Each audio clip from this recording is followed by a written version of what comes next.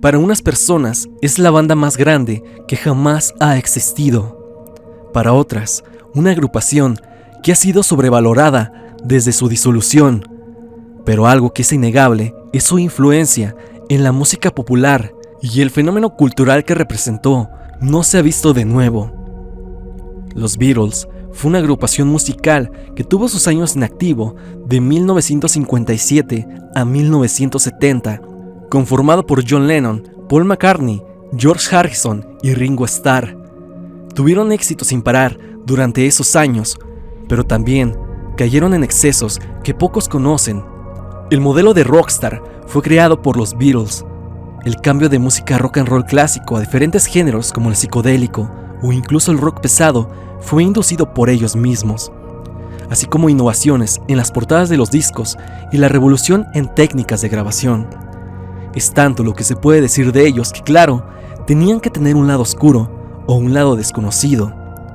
Hoy abordaremos hechos misteriosos, curiosos y un tanto desconocidos que giran en torno a su imagen y carrera. Esta agrupación es de las que más se puede hablar en este aspecto, y es que ya sea por toda la historia que cargan, hasta por la época en la que vivieron, ellos siempre tuvieron un grado de misticismo que los acompañaba. Sin más introducción, pasemos con el iceberg de The Beatles.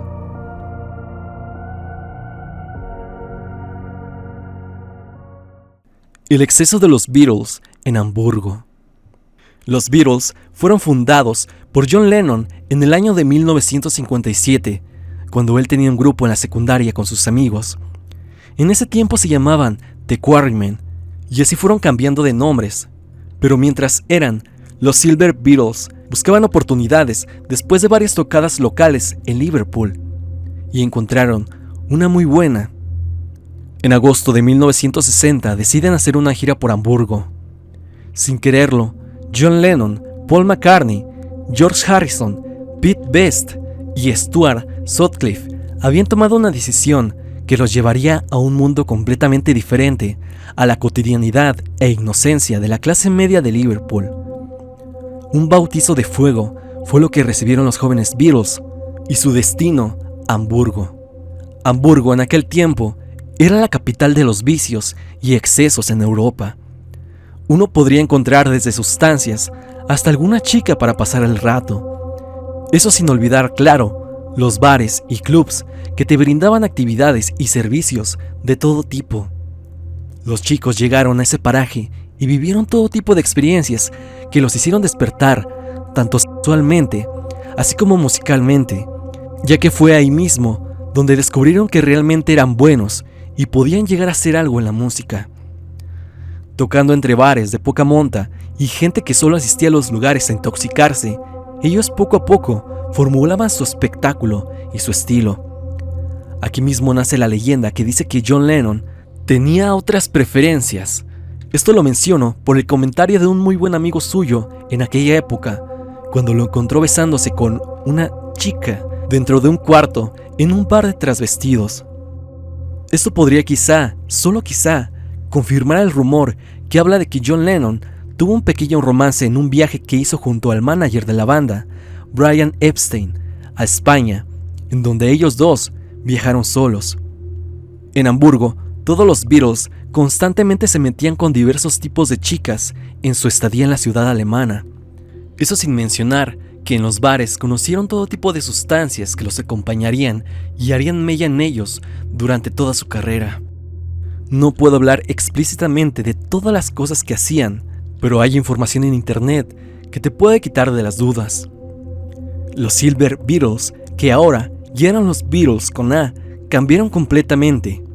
Eran otras personas, pero sobre todo otros músicos. Por voz de varios conocidos de la época, afirman que ellos, en presentaciones, simplemente impactaban. Pero todo esto se desarrolló ahí, en Hamburgo. Finalmente fueron expulsados del país porque George Harrison tenía 17 años y no tenía papeles para trabajar fuera de Inglaterra, y por varios desmanes que también hizo Paul y Pete Best en el cuarto donde se alojaban. Después de todo esto, regresarían a Liverpool, ya como simplemente The Beatles, pero con la fija idea, volverse mundialmente famosos. Hay más cosas que se pueden decir de la estancia de los Beatles en Hamburgo, como que dormían en un lugar pequeño y ruinoso, detrás de un cine antiguo, o que tenían que bañarse en los lavamanos de los clubs, pero hay que dejar más espacio a los siguientes puestos del iceberg. Sin más, continuemos.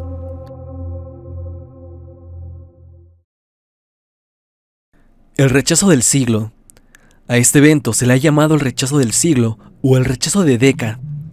Una vez que los Beatles regresaron de Alemania, tuvieron que abrirse camino ellos mismos, yendo de bar en bar para poderse presentarse, y por fin llegaron a un club que se convertiría en un lugar icónico de su carrera, el Club La Caverna, lugar donde no solo empezarían a ser más conocidos, sino también los descubriría el que sería su manager, el joven Brian Epstein.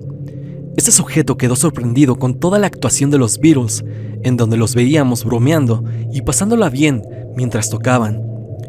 Eso le atrajo mucho a Brian y rápidamente los firmó.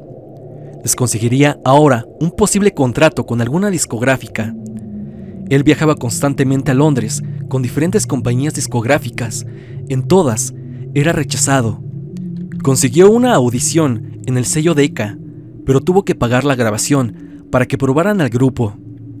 Fue el 1 de enero de 1962 cuando acudieron a una audición en aquella disquera en Londres. Con toda la inexperiencia del mundo, tocaron 15 canciones, solo 3 de su autoría. En menos de una hora estarían grabadas todas las canciones.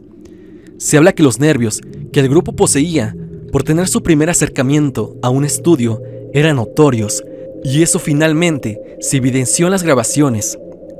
Mike Smith era el cazatalentos de Decca. Prácticamente era quien daba luz verde a los grupos que firmaría la compañía.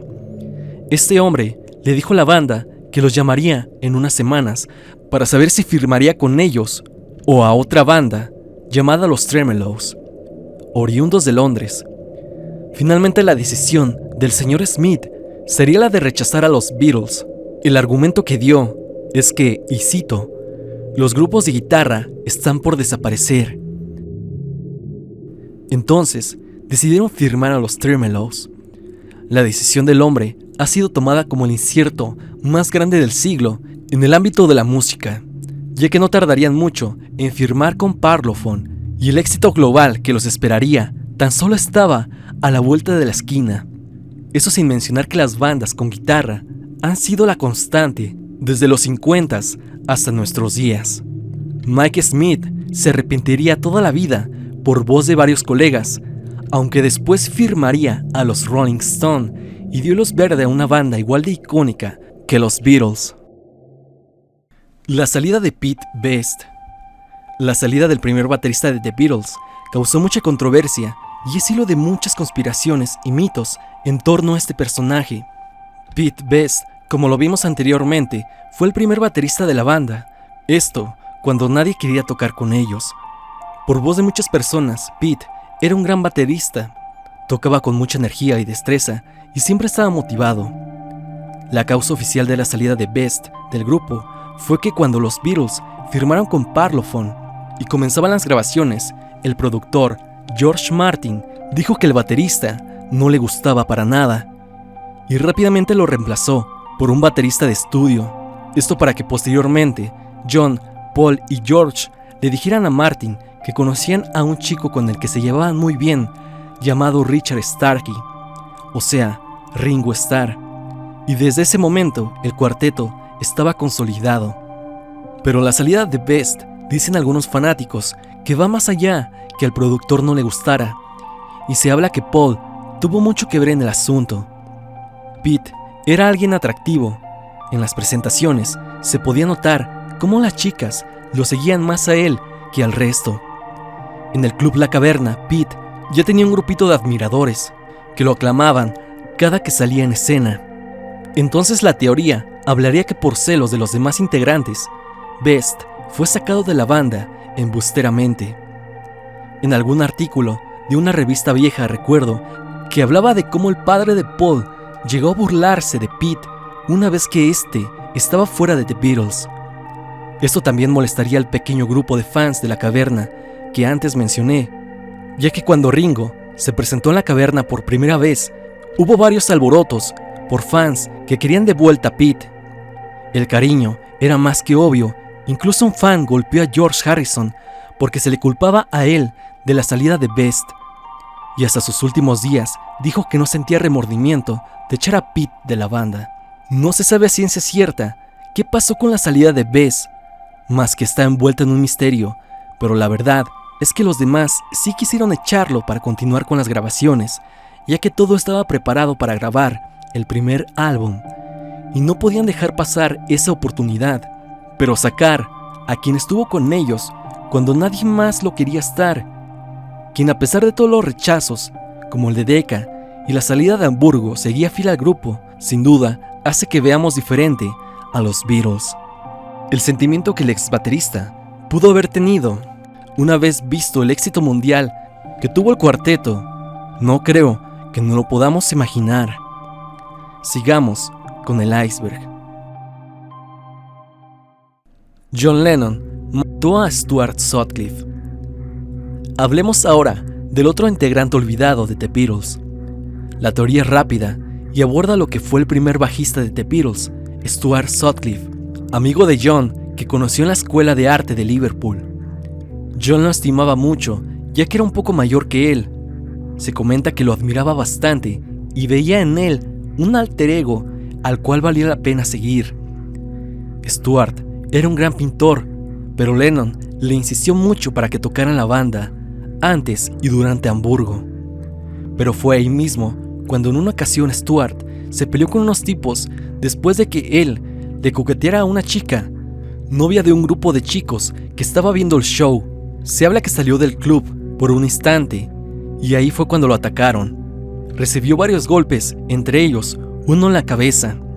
Este golpe le pegaría factura más tarde, cuando comenzaría a tener fuertes dolores de cabeza que culminarían en un aneurisma que le provocaría una hemorragia cerebral. El 10 de abril de 1962 fallecería a los 21 años de edad. La versión que te di sobre cómo se golpeó Stuart es una de 3. También se habla que fueron unos borrachos que lo golpearon cuando ya estaba en Liverpool, después de la expulsión de Hamburgo.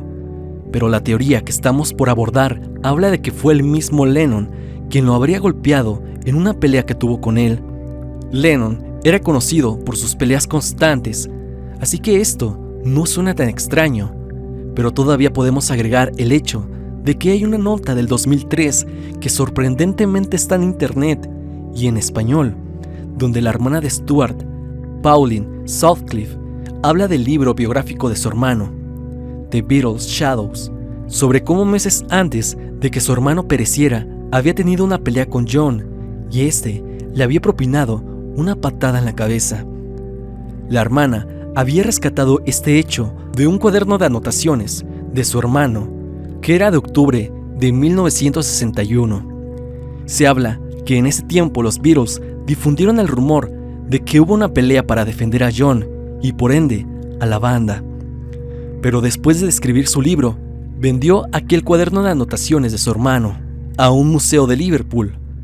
También habló de cómo Lennon y Stuart sostuvieron una relación más que de amistad, y que en ese mismo libro de anotaciones hay canciones coescritas por Stuart y Lennon.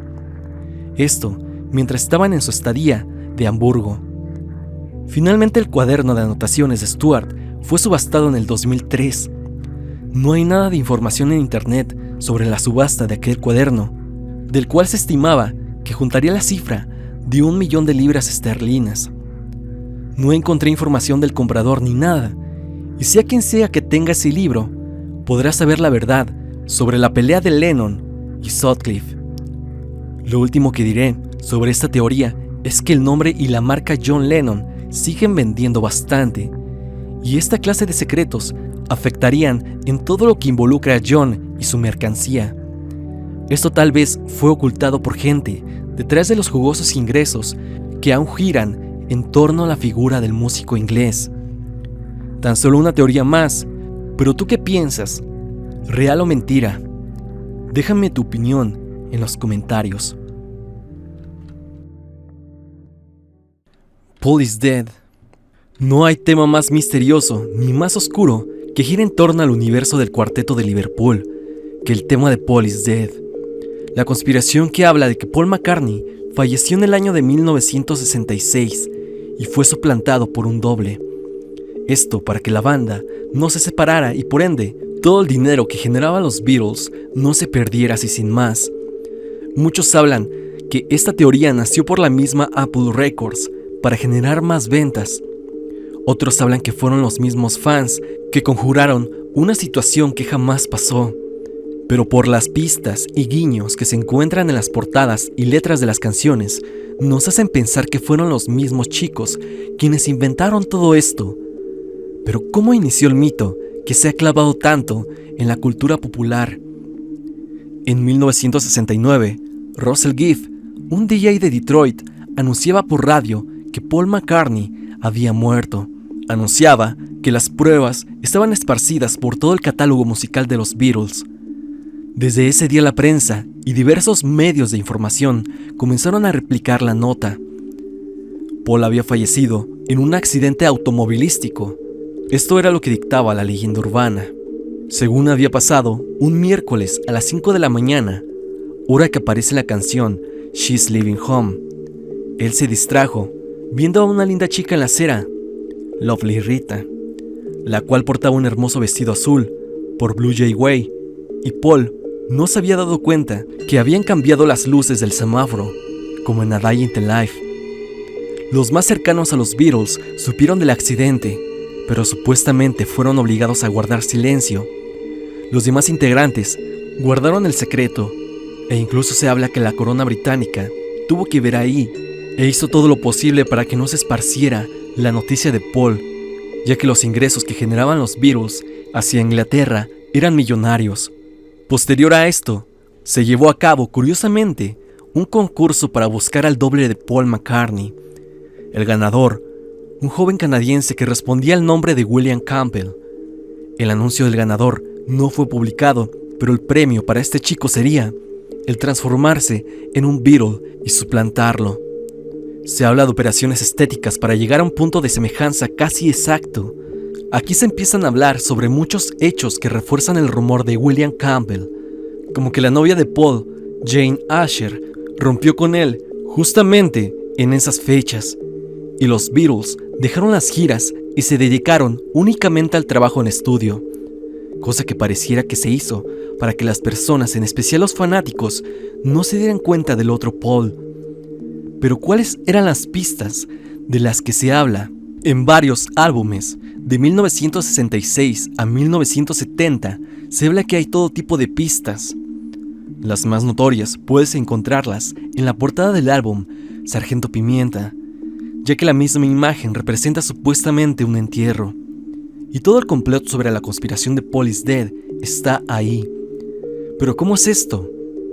Debajo de los Beatles vemos la tierra, que representaría un cementerio.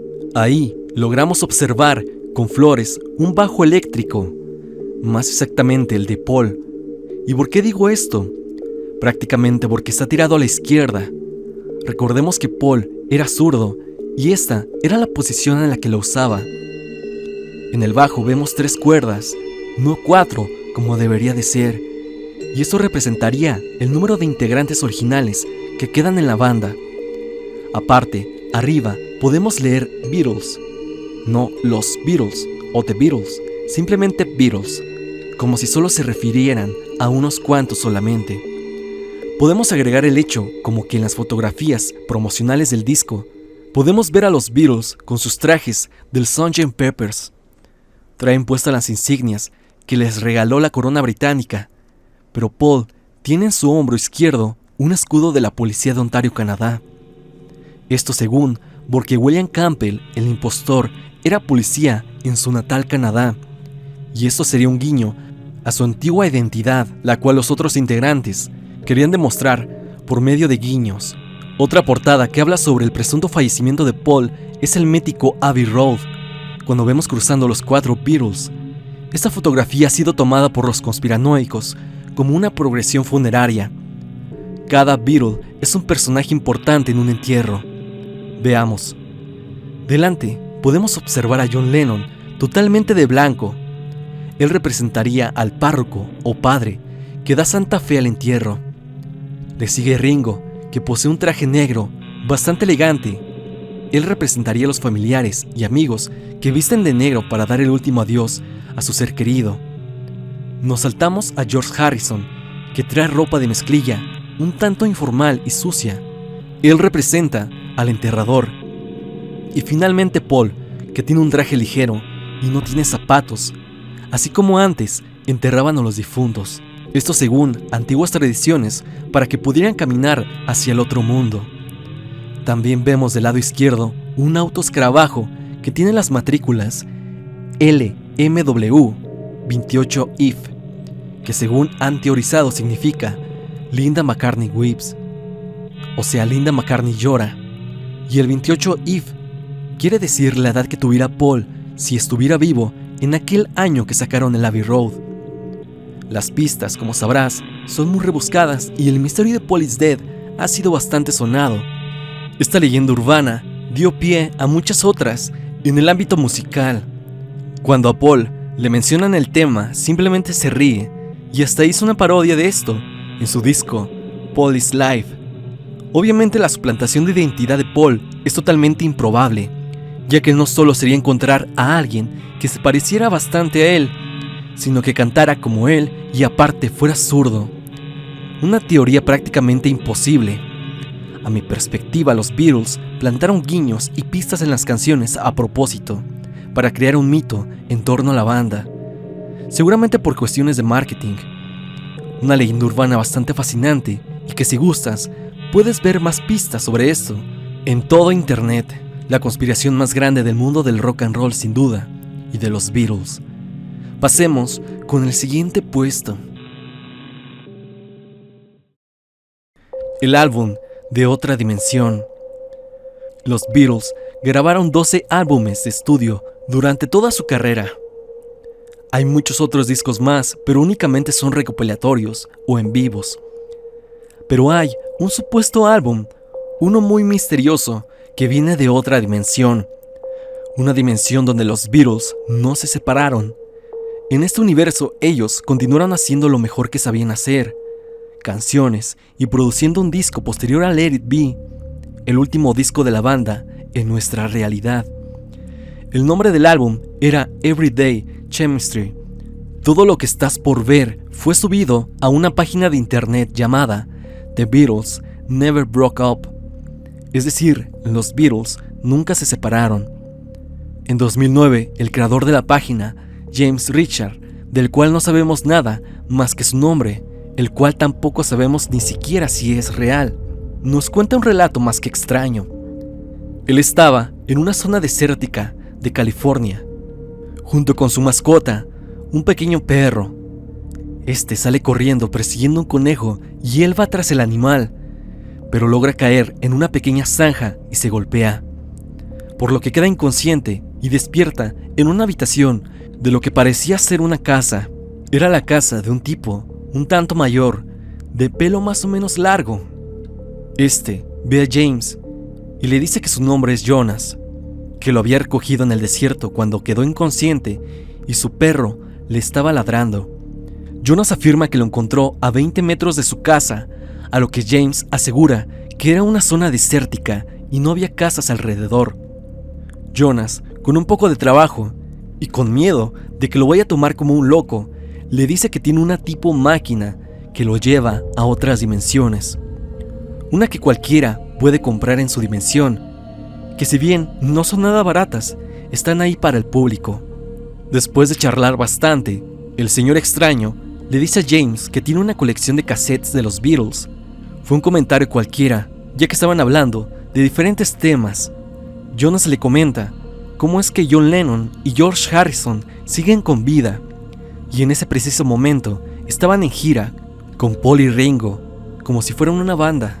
La colección de aquel hombre contenía mucha memorabilia y sencillos del cuarteto, pero encontró varios que jamás había visto, entre ellos el disco llamado Everyday Chemistry. En un descuido del hombre, James toma esta cinta y la guarda en su bolsillo. Lo hace con mucho cuidado, ya que Jonas le advirtió que no se podía llevar nada de su realidad. Después de comer y de hablar un poco, James Richard se va a su dimensión. James finalmente sale del portal, se sube a su camioneta, que estaba cerca del lugar donde cayó, y se larga. Afirma que tuvo que comprar un reproductor de cassettes para reproducir el que trajo de la otra realidad. Finalmente pudo hacerlo, y las canciones que contenía el disco eran totalmente desconocidas para él, canciones que jamás escribieron ni grabaron los Beatles. Y tú, si gustas, puedes ir a escuchar en el link que te mandaré esas dichosas canciones y leer la anécdota de James Richards. Nosotros escuchamos las canciones, podemos notar que son fragmentos unidos de varias canciones de los Beatles como solistas, algo así como un mix, por lo que este supuesto viajero interdimensional puede ser solo un fanático que quiso llevar el cariño por el grupo un poco más allá. También hay que mencionar que el día que le pasó esta experiencia fue un 9 de septiembre del 2009, exactamente el mismo día que el videojuego de The Beatles, Rock Band, salió al público. Tal vez se trataría de una estrategia de marketing, aunque más allá de las fechas, no se ha relacionado un tema con el otro.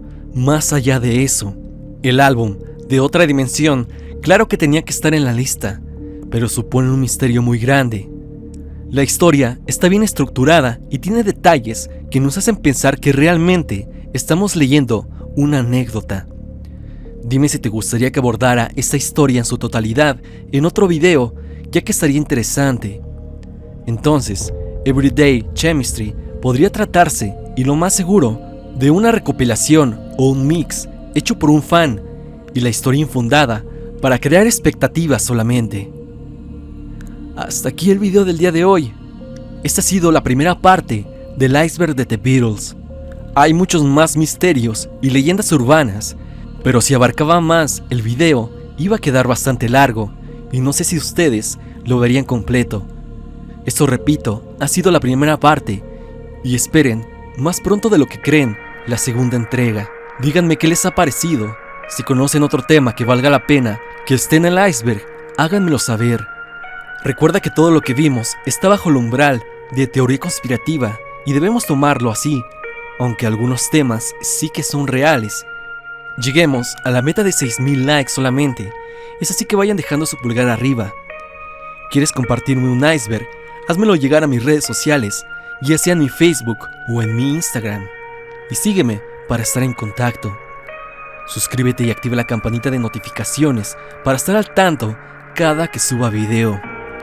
La música del video, como siempre, pertenece a Repulsive. Visítalo, él es un gran compositor que vale mucho la pena oír. El link a su canal está en la descripción. Sin más que decir, no te olvides que yo soy Stan y te deseo dulces pesadillas.